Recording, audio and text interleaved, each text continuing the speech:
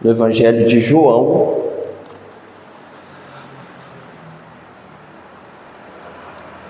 capítulo 17, leremos 4 versículos, a partir do versículo 20.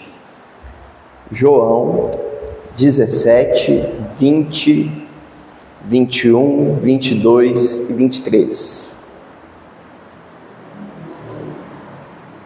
A passagem vai nos mostrar aqui qual é o modelo de perfeita união que nós precisamos desfrutar como povo de Deus. E essa perfeita união não é encontrada em agremiações humanas, em clubes, em vínculos terrenos. Nós encontramos essa perfeita união na Trindade, Deus Pai, Filho e Espírito Santo, que é o modelo e o poder para que a gente possa viver a verdadeira comunhão que o Senhor quer de nós, quer que nós experimentemos como seu povo. João capítulo 17, versículo 20, a palavra do Senhor nos diz o seguinte: não rogo somente por estes, mas também por aqueles que vierem a crer em mim, por intermédio da sua palavra, a fim de que todos sejam um, e como és tu, ó Pai, em mim e eu em ti, também sejam eles em nós, para que o mundo creia que tu me enviaste. Eu lhes tenho transmitido a glória que me tens dado, para que sejam um como nós o somos, eu neles e tu em mim, a fim de que sejam aperfeiçoados na unidade, para que o mundo conheça que tu me enviaste e os amaste, como também amaste a mim. Versículo 23, meus irmãos, vamos ler todos juntos? A uma só voz. Eu estou com a revista e atualizada, é a mesma que está sendo projetada ali. Versículo 23, todos juntos a uma só voz. Eu neles e tu em mim, a fim de que sejam aperfeiçoados na unidade, para que o mundo conheça que tu me enviaste e os amaste, como também amaste a mim. Amém. Que as palavras dos meus lábios e o meditar do meu coração sejam agradáveis na tua presença, Senhor. Rocha minha, Redentor meu. Que o Senhor abençoe a exposição de sua santa palavra. Amém. Vocês gostam de cultivar plantas? Tem alguém aqui que gosta disso? Então tá, vou te dar uma ideia de uma plantinha para você cultivar. Ela se chama sequoia, mas eu acho que você vai ter um pouquinho de dificuldade para cultivá-la, porque eu estou falando da sequoia gigante. Ela não é uma planta, uma mera planta, ela é uma árvore tão alta quanto um prédio de 30 andares e mais antiga do que o próprio rei Salomão. A sequoia gigante vive ali nas florestas da Califórnia e pode chegar até 100 metros de altura e 3.000 anos de idade. Mas essa árvore guarda consigo, apesar de toda a sua imponência, um desafio para a nossa intuição. Apesar dela possuir um tronco massivo, depois procurem na internet para vocês verem isso, um tronco tão extenso, tão grande, que são necessárias 20 pessoas de mãos dadas para abraçá-lo, as raízes da sequoia gigante possuem uma vulnerabilidade intrigante. O solo rochoso onde o Senhor estabeleceu essas árvores não permite que as suas raízes mergulhem profundamente na terra. Então, como uma árvore que não possui raízes tão profundas, que vive em meio a um solo pedregoso, pode sobreviver por milênios, resistindo tempestades devastadoras? Aqui está o segredo. As sequoias nunca crescem isoladas. As suas raízes, apesar de não serem tão profundas no solo, se entrelaçam entre uma árvore e outra, sobre a terra, formando uma espécie de teia de sustentação mútua. Uma sequoia sustenta a outra. Juntas, essas árvores tão imponentes, tão majestosas, encontram uma força que individualmente elas não conseguiriam desfrutar. Essa maravilha da criação, meus irmãos, nos faz pensar em um mistério que é ainda mais profundo, que é revelado aqui na passagem que nós lemos, na oração que o Senhor Jesus faz em João 17. No próprio coração da Trindade existe uma união perfeita e eterna. Uma união entre o Pai, o Filho e o Espírito Santo, que vivem, apesar da diversidade, vivem em completa harmonia. E Jesus, na sua infinita graça, na sua infinita misericórdia, desvela-nos aqui esse relacionamento intratrinitário e ora para que a igreja faça parte deste relacionamento. Assim como as sequoias encontram força por meio da união entre elas, nós somos chamados, meus irmãos, a viver nesse mundo a verdadeira força em nossas vidas, a verdadeira sustentação em nossas vidas, na nossa união com Deus e na nossa união uns com os outros. Deus quer que nós vivamos não isolados, mas sim próximos uns dos outros, como uma grande família, onde se uma pessoa está passando por dificuldade, as outras pessoas apoiam. Se alguém está doente, as outras pessoas ajudam. As sequoias fazem isso de maneira natural. E Jesus quer que nós façamos isso, que nós vivamos essa realidade, mas não com uma ideia de simples agremiação, uma simples ideia de associação uns com os outros, mas mediante o poder do Espírito Santo em nossas vidas, que nos capacita para a gente viver de maneira comunitária. Quando nós chegamos à altura de João 17, nós encontramos uma das orações mais especiais de Jesus. A gente tem aqui contato, meus irmãos, com a vida de oração, com a vida devocional de Jesus.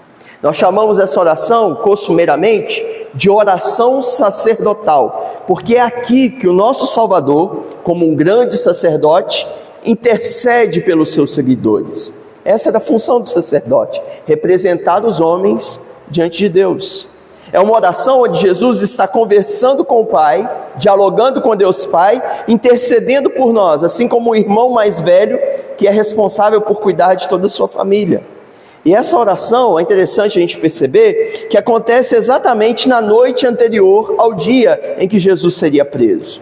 Ele havia acabado de ter a última ceia com os seus discípulos, e sabendo que logo ele seria crucificado, dedica um tempo para orar pelos seus discípulos e por todos aqueles que um dia iriam crer no seu nome. Nós vamos nos concentrar na noite de hoje apenas na parte dessa oração em que Jesus ora por todos os futuros cristãos, a parte que está dentro da oração sacerdotal entre os versículos 20 e 23. Logo aí no versículo 20, se você mantiver sua Bíblia aberta, você terá condições de acompanhar, nós notamos qual é a base da comunhão, porque Jesus diz assim: não rogo por estes, somente por estes, mas também por aqueles que vierem a crer em mim, por intermédio da sua palavra. Jesus está fazendo aqui a maior de suas orações. Se antes ele estava orando pelos discípulos que estavam ali, presentes, agora a sua oração alcança todos aqueles que um dia iriam crer nele através da mensagem propagada pelos discípulos. Isso mostra para nós o quanto que Jesus se importa, não apenas com aqueles que estavam perto dele, apenas dos seus discípulos originais, mas se preocupa, ele se interessa necessariamente com todos aqueles que um dia iriam seguir a sua palavra. Quando Jesus diz que ora não só pelos que estavam ali, ele cria uma ponte entre os primeiros discípulos, os discípulos originais do tempo terreno, do ministério terreno de Jesus, e todos os que viriam depois. Isso traz para nós, meus irmãos, muita certeza, muita convicção, porque todos os que creem em Jesus por intermédio do Evangelho estão protegidos por Cristo da mesma forma que o Senhor Jesus protegia os seus seguidores, os seus primeiros seguidores. É como se Jesus fizesse aqui uma promessa, oferecesse uma garantia de que Ele iria cuidar de todos os seus seguidores, os seus discípulos originais, em seu ministério terreno, e da mesma forma a nós que cremos no Evangelho em tempos posteriores. Ele fala que nós teríamos com Ele comunhão, e essa comunhão tem duas partes importantes, ela envolve duas partes importantes: a mensagem dos apóstolos que era pregada e a fé de quem estava ouvindo essa palavra. A mensagem dos apóstolos, meus irmãos, é o jeito que Deus escolheu para que essa fé fosse disseminada, fosse espalhada. Os apóstolos, os discípulos originais de Jesus, receberam a mensagem de Jesus e agora essa mensagem chega até nós, pela palavra de Deus, pela Escritura. Por isso que quando a palavra de Deus é pregada, como está acontecendo aqui e agora, essa mesma mensagem de Jesus é anunciada a nós em nossos dias. Assim como sementes espalhadas pela terra, a palavra de Deus mostra que essa palavra precisa ser anunciada entre todos os povos, entre todas as nações, em todos os tempos, em todas as culturas, em todas as épocas. E essa palavra, à medida que é pregada, anunciada, ela frutifica e mais pessoas vão se tornando responsáveis por transmiti-la. A palavra de Deus fala aqui para a gente, não apenas dessa mensagem pregada, mas comunica-nos também a ideia da fé de quem ouve essa palavra. A fé é o que liga cada pessoa a Jesus. Essa fé não tem a ver com apenas a gente aceitar algumas coisas sobre Jesus, no sentido de serem verídicas, de serem reais. É algo mais profundo. É entender que nós precisamos de Jesus como Salvador. É ir até Jesus, depender de Jesus para a nossa vida e para a nossa salvação. Ter fé em Jesus não é meramente acreditar que Ele existe ou que Ele existiu, como acreditamos que existem outros países, mesmo sem a gente ter ido lá. Ter fé em Jesus não é ter um conhecimento teórico de fatos a respeito de Jesus, é a gente confiar em Jesus. Assim como uma criança confia nos pais, é depender de Jesus, assim como nós dependemos do ar que a gente tem para a gente poder respirar. E essa fé nasce quando? Essa fé nasce exatamente à medida que ouvimos a pregação da palavra de Deus. E por meio da pregação da palavra, que gera essa fé, nós nos tornamos parte dessa oração que o Senhor Jesus fez. Esse é o jeito que Deus escolheu para salvar as pessoas. É o jeito que mostra para nós como que o reino de Deus deve crescer. O reino de Deus cresce por intermédio da pregação da palavra de Deus e da fé que Cristo coloca nos corações das pessoas por meio da palavra de Deus. O reino de Deus não cresce por meio de shows. O reino de Deus não cresce por meio de ideias, de estratégias humanas. O reino de Deus cresce à medida que a palavra de Deus é pregada, à medida que essa verdade pura é comunicada. Outras pessoas vão crendo em Jesus, o reino de Deus se expande, e essas pessoas que creem em Jesus, assim como nós cremos, vão se ligando umas às outras, assim como o Senhor Jesus diz aqui na sua palavra e na sua oração. E mais do que isso, irmãos, isso nos dá segurança, porque crer em Jesus não é apenas estar vinculado a uma igreja. Crer em Jesus não é simplesmente estar aderindo a um novo modo, um novo estilo de vida, uma nova moralidade, por assim dizer. Crer em Jesus é estar unido a Jesus. E notem, é fazer parte de uma oração, de uma intercessão que o Senhor Jesus está fazendo aqui na sua palavra, que João aqui registra para nós. Essa é uma base firme pela qual a gente deve estabelecer as nossas vidas. A mensagem dos apóstolos provoca a fé verdadeira, porque ela é a palavra de Deus, e essa fé verdadeira constrói a união pela qual Jesus está orando aqui. É essa mensagem apostólica, essa proclamação da palavra de Deus que se constitui como solo firme e terreno fértil para que a verdadeira comunhão entre aqueles que creem em Jesus pode crescer. Agora já entra o versículo 21, a parte A dele. e o versículo 22, nós lemos, acompanhei com a sua Bíblia aberta. Qual é o modelo da comunhão? A palavra de Deus diz-nos assim, Jesus em sua oração: a fim de que todos sejam um, como és tu, ó Pai, em mim e eu em ti. Eu lhes tenho transmitido a glória que me tens dado.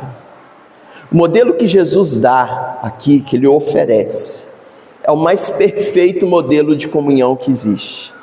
A união dele com o Pai. Você já viu coisas que são muito unidas, que não tem como a gente separar uma coisa da outra? É igual quando a gente usa a expressão frio, né? O fulano de tal é alguém frio. Você já viu qual é a outra palavra que vem junto? Calculista. Nunca vi ser usado calculista fora desse contexto. Tantas coisas que a gente vê na nossa realidade de vida estão intimamente ligadas umas às outras, conectadas umas às outras. Mas o modelo que Jesus nos dá de mais perfeita união que existe, não é um jogo de palavras, meus irmãos. É a união dele mesmo, Cristo com o Pai. Jesus e o Pai estão tão unidos, mas tão unidos, que nunca discordam, que nunca brigam, que sempre trabalham juntos. Tem uma palavra que os nossos irmãos cristãos de outra era utilizaram para poder descrever essa união, que é a palavra pericorese.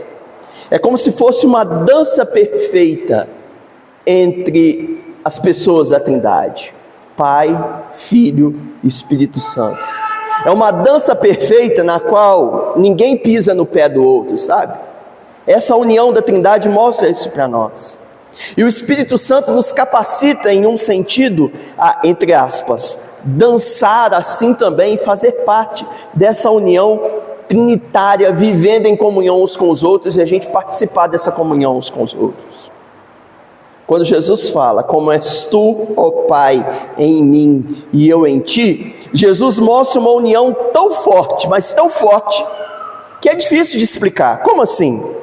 No Antigo Testamento nós vemos Deus morando no templo, Deus se revelando, se mostrando ao seu povo, mas agora Jesus mostra-nos algo ainda maior. Deus agora pode morar em nós através do Espírito Santo. Jesus explica que compartilhou conosco a glória que recebeu do Pai. No Antigo Testamento, quando se falava da glória de Deus, geralmente se pensava em uma ideia de uma luz, de um brilho, que era em alguns momentos percebido visivelmente pelo povo de Deus. Mas agora a glória que Jesus nos dá é diferente. Não é um brilho que a gente consegue ver fisicamente, mas é um poder que muda as nossas vidas, meus irmãos, por dentro, que nos torna mais parecidos com Ele. Essa glória que Jesus nos dá, que Ele compartilha conosco, faz pelo menos 3 coisas muito importantes nas nossas vidas. Em primeiro lugar, ela nos une uns aos outros. É como se fosse a ideia até do texto, é como se fosse uma cola muito forte, muito especial, que cola, que junta as coisas. Em segundo lugar, essa glória nos ajuda a pensar mais como Jesus, a viver nesse mundo com a mente de Cristo. Porque à medida que nós crescemos em santificação, essa glória manifesta nas nossas vidas, aos poucos nós vamos tendo os mesmos valores que o Senhor Jesus tem. E em terceiro lugar, essa glória nos dá força, nos dá vontade de trabalhar juntos, para que mais pessoas conheçam ao Deus que nós servimos. Esse é o interesse de Jesus para a sua igreja, para o seu povo. Jesus quer que nós sejamos como uma família que se ama de verdade.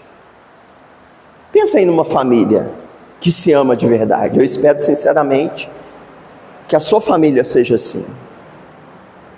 O que caracteriza uma família que se ama de verdade?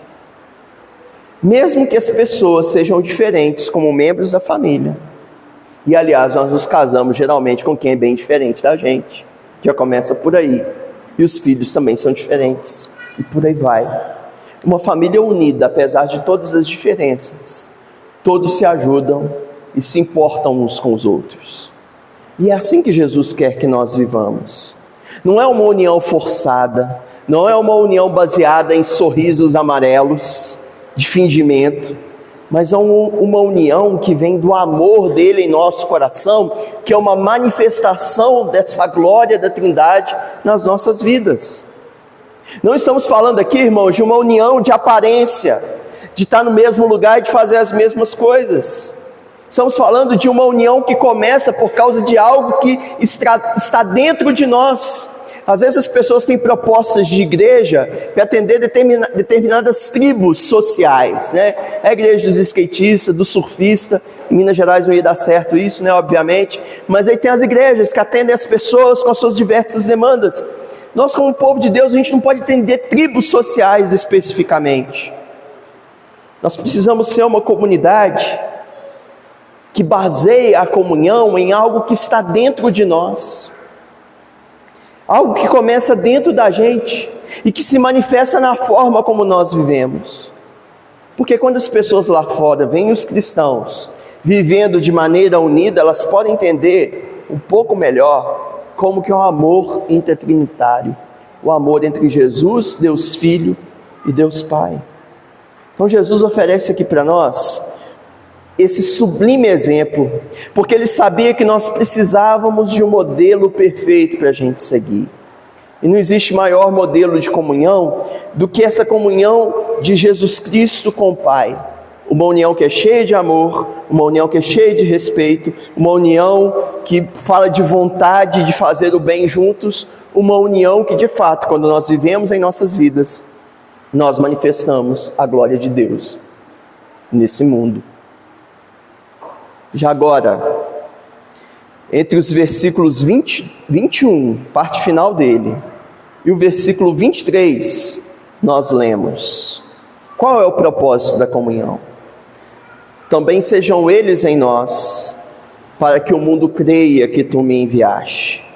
Eu neles, tu em mim, a fim de que sejam aperfeiçoados na unidade, para que o mundo conheça que tu me enviaste e os amaste, como também amaste a mim.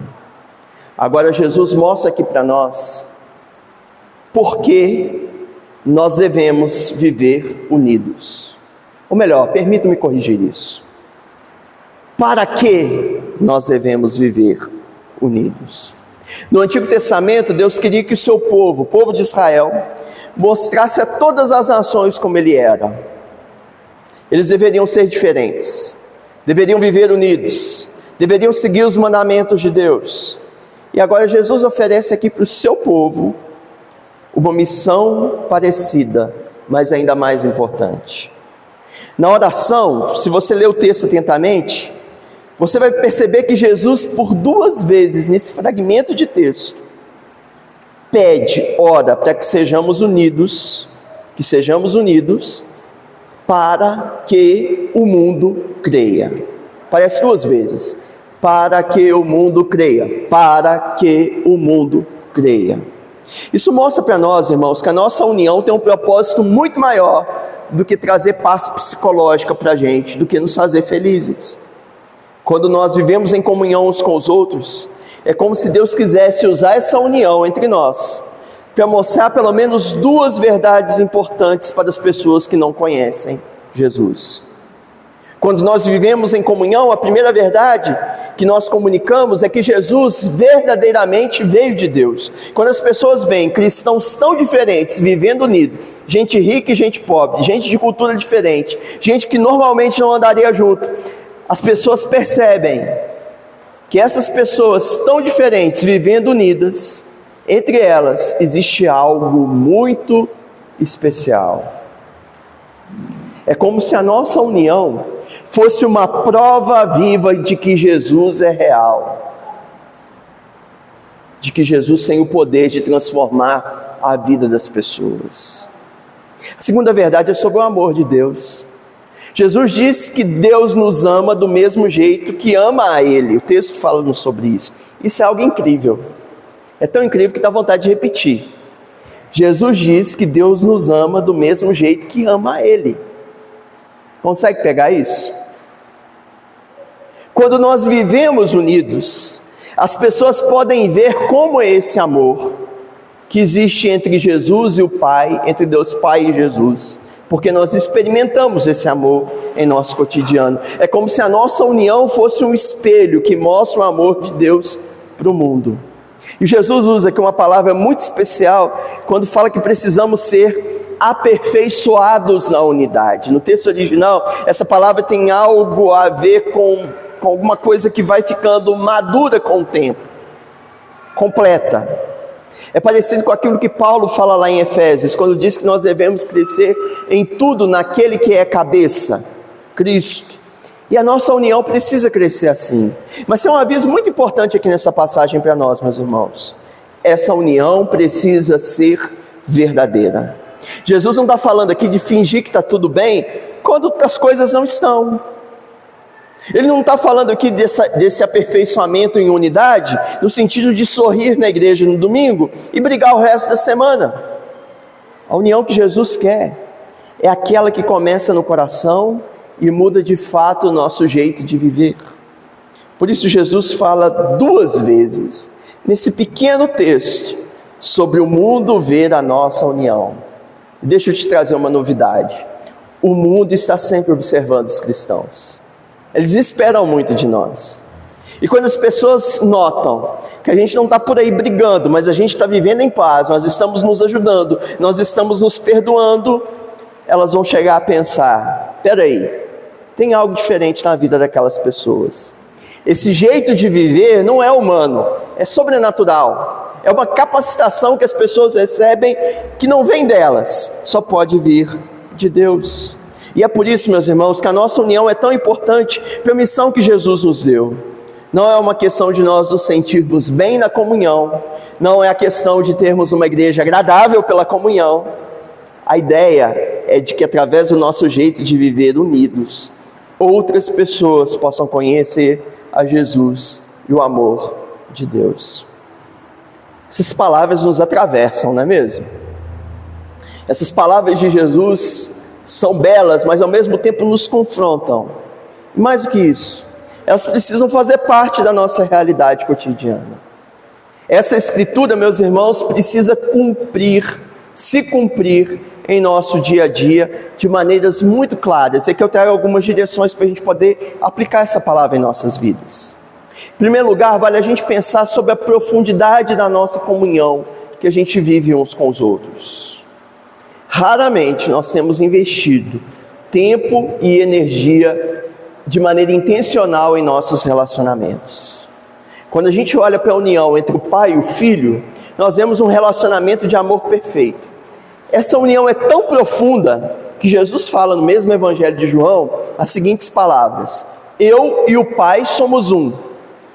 E esse é o modelo que a gente recebe para viver em comunhão. A gente precisa examinar sinceramente a profundidade dos nossos relacionamentos na igreja. Muitas vezes nós nos contentamos com aquela comunhão assim superficial, sabe? Que a gente pergunta assim, a gente já pergunta: você está bem? E logo com a pergunta que a gente faz, a gente já responde, né? Que bom que está tudo bem. A gente não quer nem ouvir o que a pessoa está falando.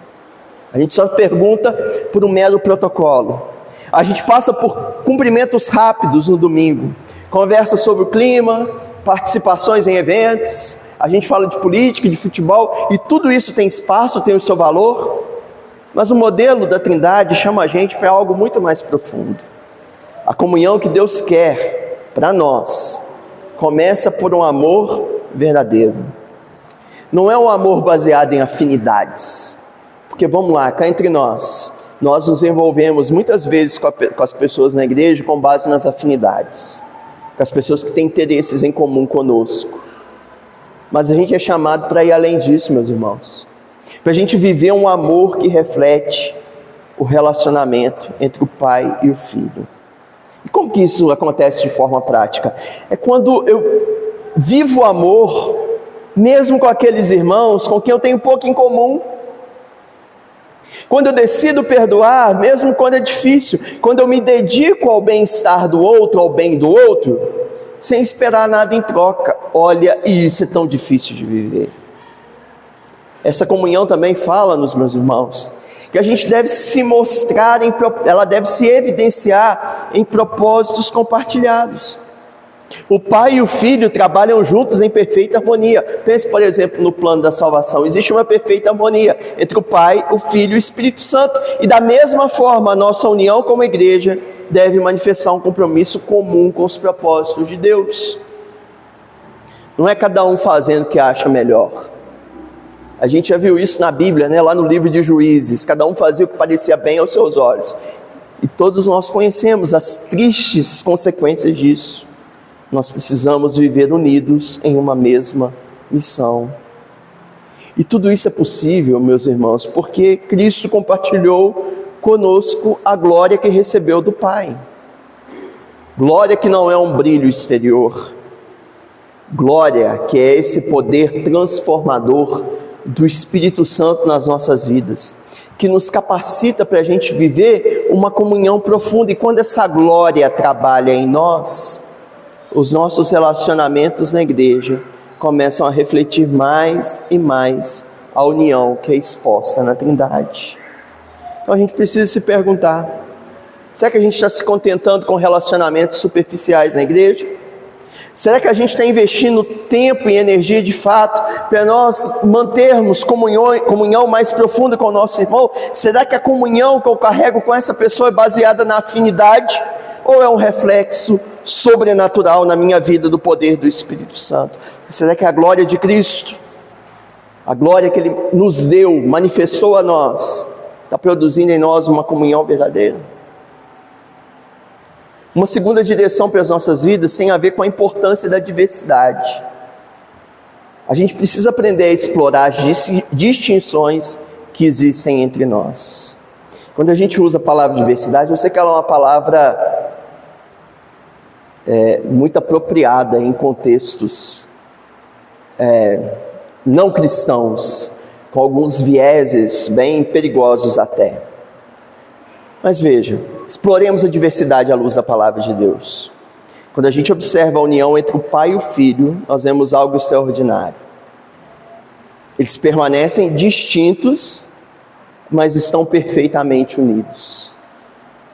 O Pai é o Pai, o Filho é o Filho, e ainda assim eles são um. E esse padrão nos ensina algo fundamental sobre a natureza da verdadeira comunhão que a gente experimenta como igreja. Na Trindade, a unidade não destrói a distinção. O Pai envia e o Filho é enviado. O Pai dá a glória e o Filho recebe. Cada pessoa tem um papel único, e é justamente nessa diversidade que a unidade se torna mais bela. É como uma orquestra, sabem? Como um grupo musical, onde as pessoas, eu não entendo nada de música, tá, gente? Então vou falar assim como leigo que sou. Cada pessoa tocando um instrumento, mas os diversos instrumentos precisam tocar a mesma música. Essa realidade a gente precisa viver como igreja, como povo de Deus. A igreja não deve buscar uma uniformidade artificial que apague as diferenças. Nós devemos viver as diferenças e glorificar a Deus por meio das diferenças que temos. Deus nos fez diferentes de propósito e com propósito.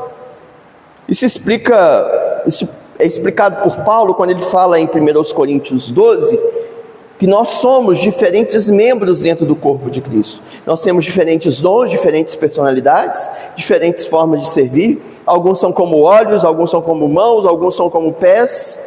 E os órgãos mais importantes que a gente tem são órgãos que não são visíveis. A verdadeira comunhão não tenta fazer todos os membros iguais. A verdadeira comunhão aprende a valorizar e a usar essas diferenças para o bem comum. Essa diversidade na unidade, meus irmãos, se manifesta nos diversos dons do Espírito que são manifestos na igreja. O mesmo Espírito que une o Pai e o Filho está em nós, e Ele distribui livremente diferentes dons. E quando a gente valoriza e aceita estes diferentes dons, nossa comunhão se torna mais rica e nós vivemos uma comunhão mais parecida com a Trindade. A questão central é, meus irmãos, estamos permitindo que as nossas diferenças nos enriqueçam? Ou nós estamos usando as nossas diferenças como pretexto para o pecado, para a divisão e para a falta de comunhão? Tem muitas igrejas em que diferenças de personalidade, de opinião e até mesmo diferentes dons se tornam motivos de conflito, mas o modelo que a Trindade nos apresenta exige de nós uma verdadeira unidade, que não espera igualdade entre nós, mas espera união e comunhão. E por fim, para a gente continuar aplicando essa palavra em nossas vidas, vale a gente pensar no que está acontecendo, no propósito que está sendo manifesto quando nós vivemos em comunhão. A nossa comunhão como igreja de Deus tem um propósito que vai muito além de nós mesmos. Aliás, tudo que acontece no mundo é muito maior do que nós mesmos. Nós somos chamados para viver em comunhão, não para segurança psicológica, não para alegria e contentamento mútuo, ainda que tragam esses fatores, mas nós somos chamados para comunhão, para a gente poder viver, demonstrar a realidade de Deus para o mundo descrente. Quando as pessoas muito diferentes se unem à igreja, a gente vê, por exemplo, o médico e o faxineiro orando juntos, o adolescente ajudando o idoso, pessoas de diferentes bairros se tratando como família. Isso chama atenção. Quando a gente vive em união uns com os outros, meus irmãos, é como se nós fôssemos um outdoor vivo do amor de Deus. A igreja recebe essa missão na palavra do Senhor. A nossa união deve ser tão extraordinária, tão diferente dos padrões do mundo, que as pessoas sejam levadas a reconhecer que essa comunhão só pode vir de Deus. Pessoas diferentes, que em outro contexto jamais andariam juntas, vivendo em verdadeira comunhão. Isso aponta para algo muito além do que é humano. É como Jesus diz aqui na palavra: o mundo conhecerá que somos seus discípulos pelo amor que temos uns pelos outros. Quando nós nos sacrificamos uns pelos outros, demonstramos o amor de Cristo. Quando nós permanecemos unidos em tempos difíceis, nós revelamos a fidelidade de Deus. Isso traz bênção para nós, mas o mundo inteiro vê e o mundo fala: esse povo tem algo diferente na vida deles, eu quero entender o que está acontecendo. Muitas vezes nós nos tornamos como igreja um clube fechado, preocupado apenas no nosso conforto, dos nossos membros, e a gente se esquece desse testemunho ao mundo lá fora. Mas o modelo da Trindade, meus irmãos, mostra para nós que a verdadeira comunhão sempre aponta para algo além de si mesma. A comunhão da igreja aponta para algo sublime, que é o testemunho de Deus ao mundo, para que o mundo todo creia que o Senhor Jesus foi enviado pelo Pai. E para a gente poder encerrar aqui, a desunião acaba sendo um escândalo, porque contradiz a própria natureza de Deus, contradiz o propósito da cruz, contradiz a missão da igreja. Ou seja, quando nós brigamos e nós nos dividimos, nós estamos agindo contra quem Deus é. Nós estamos agindo contra o que Jesus fez na cruz. Nós estamos atuando, trabalhando contra aquilo que a igreja deve ser. Assim como as sequoias precisam umas das outras para permanecerem firmes, nós precisamos uns dos outros para viver a vida cristã. Mas a nossa união é ainda mais especial, porque ela não vem de raízes plantadas no solo, ela vem da natureza do próprio Deus. Não é uma união opcional, é uma união que faz parte do plano de Deus. Não é uma união artificial, ela vem do poder do Espírito Santo. Não é uma união que tem um propósito apenas para nós mesmos, é uma união que testemunha ao mundo. E eu espero, irmãos, sinceramente, que nós atentemos para isso e vivamos dessa forma que glorifique a Deus nesse mundo. Oremos. Senhor, a Tua palavra nos constrange, ela nos mostra que andamos muitas vezes distantes do propósito que o Senhor estipulou para nós, para a gente viver em comunhão. Nós andamos muitas vezes brigados, irritados, andamos muitas vezes, ó Deus, lutando uns com os outros, batalhando uns com os outros. E nisso, ó Deus, prejudicamos a nós, prejudicamos o testemunho do nome do Senhor no mundo e ofendemos o que o Senhor Jesus conquistou na cruz do Calvário. Nos revoltamos diretamente com tudo aquilo que o Senhor Jesus orou na passagem que nós lemos. Mas nós oramos aqui agora, Senhor, pedindo a Ti perdão por esse nosso pecado. Ajuda-nos, Senhor, a olhar além das diferenças, a viver em comunhão uns com os outros, a revelar essa comunhão para o mundo lá fora e assim glorificar o Teu nome. Ajuda-nos, Senhor, nesse sentido. Dê-nos graça, dê-nos capacitação para isso, para que nós, como Teu povo, vivamos de acordo com a Tua palavra e com a Tua verdade. Abençoa a Igreja Presbiteriana em Congonhas, meu Deus. Que seja uma comunidade firme, sólida na Tua palavra e que glorifique a Ti em tudo quanto fizer, vivendo em comunhão. É o que oramos, Senhor, em nome de Jesus. Amém.